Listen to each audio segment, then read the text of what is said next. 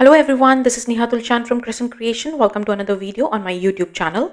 In today's video, I'm featuring the March large die of the month from Spellbinders. This month when I saw their large die of the month, I had to get it. I just love the set. You get so many dies in one set, it's amazing. And they also create this interactive mechanism for your cards, which is just so cool. So here you can take a look at the set and what all elements it creates. So you can create all these cute critters from this die set, but I did not use those critters today for my card. Instead, I went for something different. I die cut all these pieces using First Crush January 2019 small die set of the month. I was not able to find this die set on Spellbinders site, but you can always use whatever you have in your stash for this part of the card. I die cut the body parts of the girl from white cardstock, and now I'm coloring them using Copic Markers. I'm using E00 as my lightest marker and I added a layer of color to the face die cut. Then I came in with E15, which is my darkest marker, and added shadows just beneath the hair part and on the sides of the face. Blended that with E13 and also added shadow just near the nose area. Then blended E13 using E11 and lastly blended everything out using E00. Then I used R20 to add color to the cheeks and then used E00 to blend it out. Next I used the same E markers to color the hands of the girl.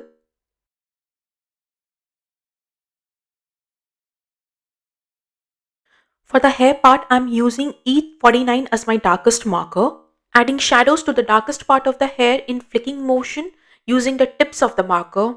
Next I'm using E39 as my medium color and filling in the gaps, again maintaining those flicking motions and trying not to blend a lot of the color. To get those good highlights, you have to try and not blend the color a lot, and you want to go for some colors that are a little far apart and do not blend as easily. Lastly, coming in with E35 and covering all the white areas, adding one layer of color and trying not to blend everything a lot. Next, for my eyes, I did not want the eyes to be just black. So I used BG75 and BG73 marker and created a circle inside the eye. Then I used black Copic multiliner to add outline to the outside and inside of the eye. And also added a dot to the inside circle. Lastly, using white gel pen, adding some highlights to the eyes. And this is how the eyes look once all done. Now I'm gluing all these pieces together using liquid glue. You want to keep your head and the body part separate. Do not glue them just yet. For the dress part of the girl, I die cut it using some pattern paper from my stash. I die cut two shirts and now I'm sandwiching the hands and the pants in between the two shirts to make them more sturdy. Next, the shoes, I'm coloring it using R39 and R29 Copic markers. Now gluing the shoes and socks to the pants using liquid glue. But I didn't like the red shoes and white socks look. It almost gave a Christmas look, which I didn't like. So I colored the socks with BG markers. I'm using BG15 and BG11 here. And that's it, my girl is all ready. Now the dog is die cut using Besties Forever die set from Spellbinders. I die cut all the elements of the dog using white cardstock and now I'm coloring them using warm grey markers. I'm using W9 as my darkest marker. Blending the W9 using W7 Copic marker and lastly coming in with W4 and blending everything out. I used W4 to color the lightest part of the dog's body. Once done coloring, I'm gluing them all together. For the eyes of the dog, I'm using wiggle eyes. They just look so cute, and especially with the interactive element, when the dog moves, the eyes will move along with it and that will look so cool. Now gluing the blush of the cheeks and I'm coloring that using R20 marker. Again here I have glued all the pieces that goes for the head or the face part together and all the pieces that goes for the body together, but I haven't glued the head and the body yet because that will be glued to the interactive element directly. The collar of the dog I die cut using pattern paper from my stash. Gluing down the paws to the body here. Now that both my dog and the girl is ready, I'll work on the interactive part of my card. Here I have die cut two pieces out of white cardstock from this die. This die cuts a long tab with couple of holes. I just needed two holes for this mechanism. So I just cut it a little short. And now I'm gluing both my pieces together, making sure that the holes line up. Next is this die that cuts two tabs for you. I die cut this using heavyweight cardstock and have attached them together using mini brad. The longer tab is in the bottom and the shorter one is on the top. Usually you will use only these two tabs for the twist and turn mechanism, but for my girl I used this other die to die cut the lower tab because my girl is tall, so I needed something longer at the bottom. And this die on the left cuts only one hole, so I die cut it twice to get two holes on both sides. And now I'm using this other die from the set and die cutting the center part of this die to create an opening. This is how it looks once die cut. And that's exactly like the other two tabs, but just a little longer. Since I'm creating a mini slimline card today, I have taken a background panel that measures 3 by 6 inches. And now I'm seeing where my pull tab will go, and there I will cut the semicircle using the die from the set to create an opening for the recipient to properly pull out the pull tab. Next I die cut this grass using the die from Besties Forever die set.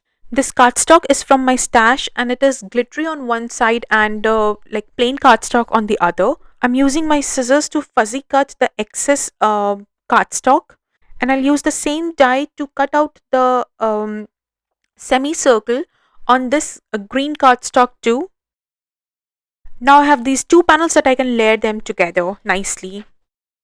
But before I can assemble everything, I'm inking up my background. I'm using cracked pistachio and tumbled glass distress oxide ink to add some color to my background panel. I'm adding cracked pistachio at the bottom and then adding tumbled glass towards the top. I concentrated the colors towards the center of the panel, keeping it light towards the edges. Once done inking, I sprayed some water using my distress sprayer and blotted dry using a paper towel. Now while the background panel is drying, I'm using some mini brads to attach those tabs that I die cut earlier. This is how it looks once all put together. The long pull tab with two holes goes onto the background panel horizontally. Attached to these holes are these tabs that are again connected with mini brads. And now I'll use a post-it tape to hold my background and these tabs together so that they don't move, and I'll poke some holes.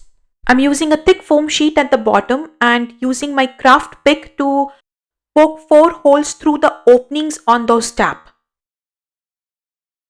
Now I'll use 4 brads, regular size brads, and attach the background and these tabs together.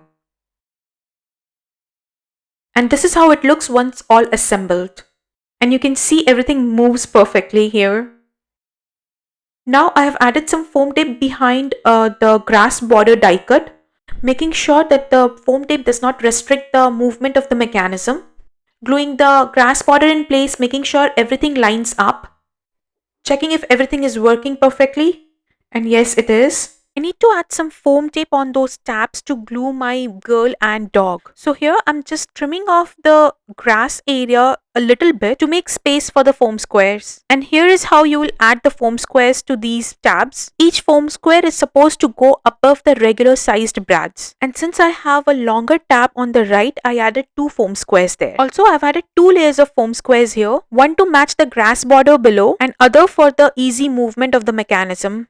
Now I'm gluing down the dog's head first and then the body. Note that it's just these foam squares that are holding these pieces together. So I'm going to use some good quality strong foam tape for this purpose. Once I've glued my pieces down, I'm just checking the mechanism if everything is working, and yes, it is.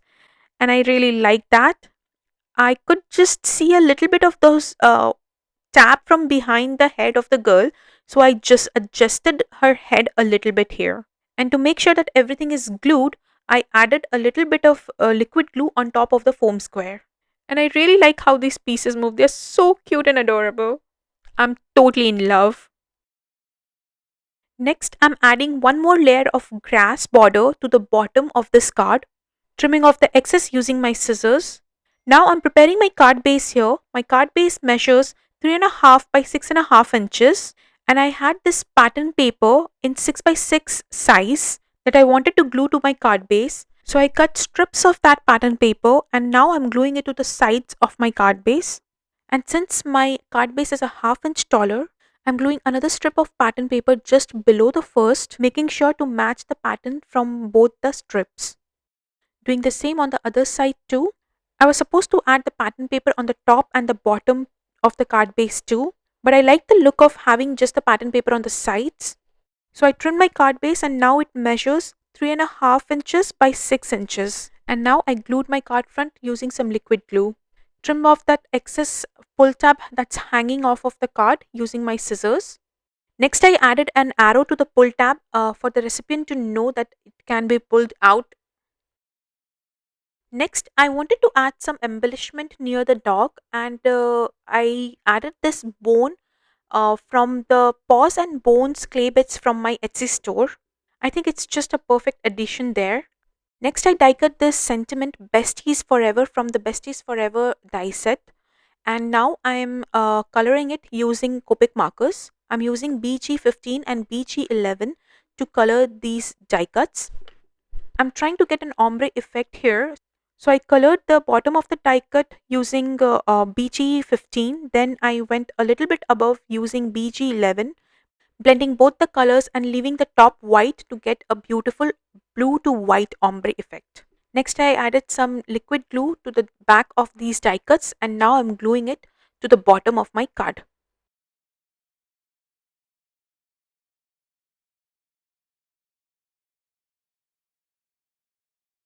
Also added some hearts in pink and red color from the Valentine's hearts clay bits from my store. Lastly, adding some highlights to all these die cuts using my white gel pen. I should probably have done this before gluing these die cuts. It would have been much easier, but I managed it. So that's my card for today. I hope you guys liked it.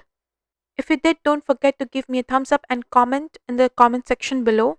Also subscribe to my channel for more crafty videos. Here are a few more videos that you might like to watch. Thank you for visiting. Have a nice day.